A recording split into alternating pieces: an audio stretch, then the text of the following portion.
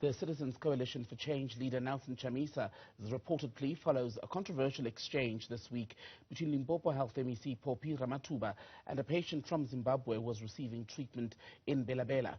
Let's talk about the situation now with Fadzai Mahere, national spokesperson for the Citizens Coalition for Change. Fadzai, a very good afternoon to you. Welcome to Daytime Update. So this reported plea by Nelson Chamisa says basically that South Africans should continue to stand by Zimbabweans for 400 days. What changes in 400 days? So as far as we're concerned, the forced migration crisis, which has led to in excess of 2 million Zimbabweans migrating to South Africa, is caused by the failure of Mr. Mnangagwa's regime, the failure of ZANU-PF to deliver economic opportunities to the people. There's been a failure of basic services, call it education, public health, infrastructure. Everything has completely collapsed. And so we say that we've got a fresh opportunity as a region and as a nation to make sure this is fixed once and for all by ensuring that there is a free and fair election in 2023, likely to be July if you do the constitutional calculation. And it's at this point that Zimbabweans will finally be able to elect a people's government that puts the citizens first. But Zimbabweans watching back home, and perhaps even some watching from South Africa, will say they've heard all of this before from the opposition that says, well, let's have a free vote and things will get better, yet the situation continues to deteriorate. Fadzai? Well, what continues to deteriorate is Mr. Mnangagwa's failure to commit to constitutional principles in terms of how he governs and runs this country, including his capture of state institutions. We've put on the table the need for electoral reforms, 7 electoral reforms which should be standard in any country and which are derived actually from the SADC protocol on elections. For example, ensuring that there's the right to vote, including the diaspora vote, ensuring that there's a credible voters' roll, ensuring that there is a credible results management system. Results must be issued in real time, ensuring that there's security of the voter. We can't continue to see people being beaten and hurt for making political choices. Security of the vote itself, integrity on the part of ZEC, which is the electoral management body, and media freedoms. These are our basic asks. And what we say is that if we don't ensure that these electoral reforms are implemented prior to 2023, the vicious cycle of forced migration and the governance crisis in Zimbabwe, which has created almost 8 million Zimbabweans living in extreme poverty, will continue. It's an urgent regional crisis. And I want to emphasize that we really have to work together as a region on this issue, because it's not something that will only be limited to Zimbabwe, but other countries in the region start to feel the effects as well, which is why the Citizens Coalition for Change, the citizens movement, has approached regional bodies and various leaders in the region, including the leaders of South Africa, to say that we need to address this and to address it together. We have to have long-term monitoring of the electoral process in Zimbabwe. The other leaders within the region have to hold Mr. Mnangagwa to account in as far as ensuring that just the SADC principles are complied with. It's SADC that made these recommendations post the disputed 2018 election, so we've got a duty to ensure that this is upheld again. And I think a key distinction between this election and all the other ones that have passed is that we do have this massive youth bulge, which creates an opportunity. I mean, the census has just ended, and it's created 2 million new potential young voters. We need to capitalize on that youth bulge to ensure that the people win big in 2023. Also, post-2018, the main opposition has sharpened its own processes. We now have strong mechanisms in place to ensure that we defend the vote. These mechanisms have been extremely effective in the by-elections that we've seen, and there's been a complete change of approach by the CCC. We now ensure that we've got parallel voter tabulation. We ensure that we've got polling agents at every single polling station. We've obviously drawn lessons from the region and the continent. We saw what happened in Zambia. We saw what happened in Malawi. We saw what's happened in Kenya.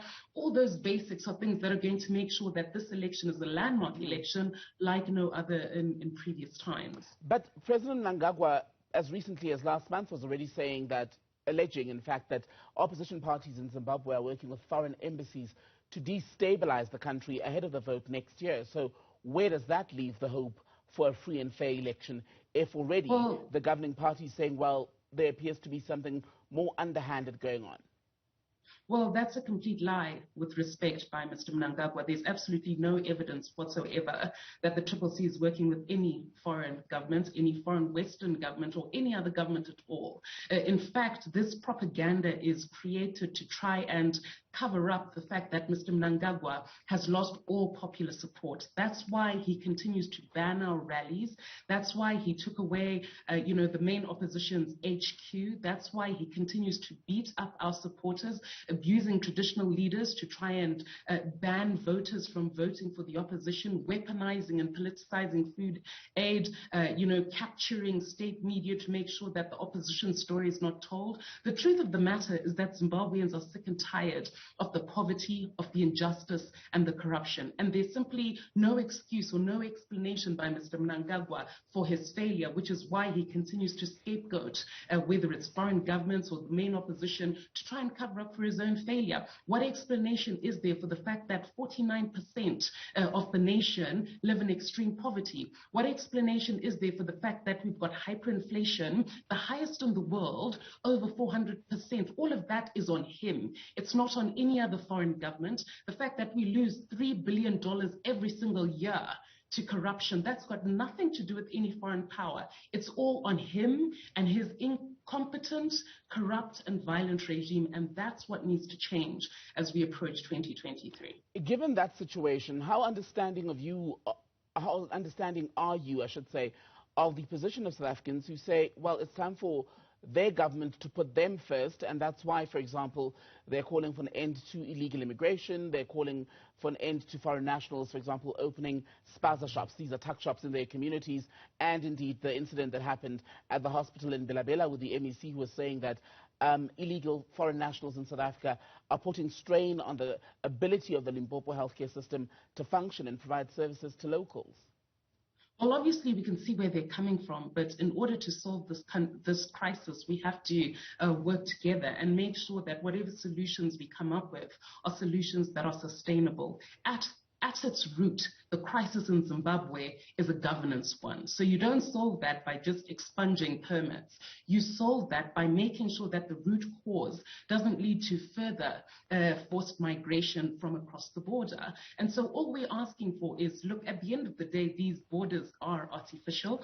We have free trade agreements as a continent, so free movement of people should be one of the ideologies that underpins the way we approach these things. But it's important to state that, Zimbabweans understand more than anyone that we have to solve our own problems. We have to ensure that we hold the regime to account to ensure that there's affordable quality healthcare, education, a strong economy. And in order to do that, we also need regional actors to play their role to ensure that they maintain peace and security, including by resolving the Zimbabwean crisis. So it's a very simple ask. Hold Mr. Mnangagwa to account based on the SADC treaty itself. It's very clear on human rights. It's very clear on elections. So all South Africa needs to do is to play its part to ensure that Mr. Mnangagwa does the right thing by the people so that you don't have this forced migration anymore. If you don't have 49% extreme poverty in Zimbabwe, you won't see Zimbabweans flooding into South Africa. If we've got our own affordable, quality public healthcare system, you won't see Zimbabweans coming across to South Africa. If we've got a strong economy, if we've got a strong education system, if our basic services are intact, and if we've got economic opportunity for the majority, and we don't have a situation where just a few political elites who are connected to Mr. Mnangagwa are squandering the entirety of the nation's resources, you won't see those problems. So why not join hands with the citizens of Zimbabwe and ensure that we address the crisis at its root, instead of trying to paper over the cracks and come up with a solution that doesn't ultimately solve the root problem? Very briefly, because we're out of time, I want to ask you what's going to happen to the thousands of Zimbabweans possibly when, at the end of December, the Zimbabwe exemption permit dispensation comes to an end in South Africa. What are they going to do when they get home? Well, I mean, we continue to call upon the government of South Africa to possibly review that position. But should that fail, we have no option as Zimbabweans but to register to vote en masse so that we ensure that we've got a transformation and change come 2023. And even as they are in South Africa, I think all of them have a clear understanding that the reason they're there is because the government has failed. So everybody is all hands on deck to ensure that we fight to win Zimbabwe for change in 2023. And all we're calling on the South African government and all other governments in the region, call it Zambia, call it Botswana, call it Mozambique, to do is to ensure that the SADC protocol on elections is upheld. We've got a free and fair election, and there's clear electoral reform prior to that 2023 election, and that's coming up next year.